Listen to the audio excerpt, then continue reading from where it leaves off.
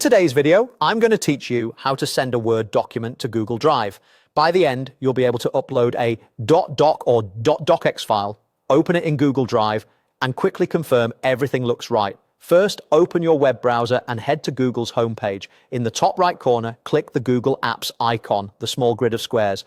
From that menu, choose Drive. This takes you to Google Drive, where all your files and folders live. Once Drive opens, click My Drive to view your main storage area. Depending on your layout, you may need to click My Drive again to expand the view or to make sure you're looking at your files rather than recent activity. Taking a moment here helps you avoid accidentally placing the document in the wrong spot.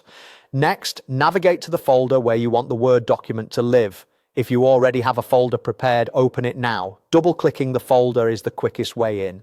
If you see the same folder name more than once or you're retracing steps, that's okay. Just make sure you're inside the intended folder before you upload. Now it's time to add the file. Click the New button in the upper left corner, then select File, Upload. Your computer's file picker will open.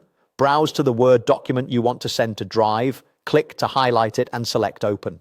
You'll see an upload panel appear in the lower corner of Drive showing progress. Wait for the check mark or the Upload Complete message so you know the file has finished uploading. After the upload completes, find the new file in the folder and click it.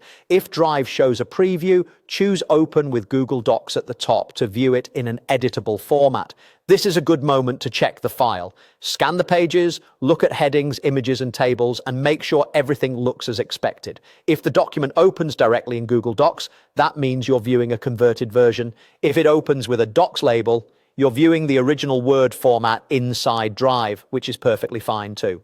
A few quick tips while you're here. Keeping the file name clear and descriptive makes it easier to search later. If you want future Word files to convert automatically to Google Docs, you can enable that in Drive settings. And if sharing is the next step for you, the Share button in the top right of Drive or Docs lets you control who can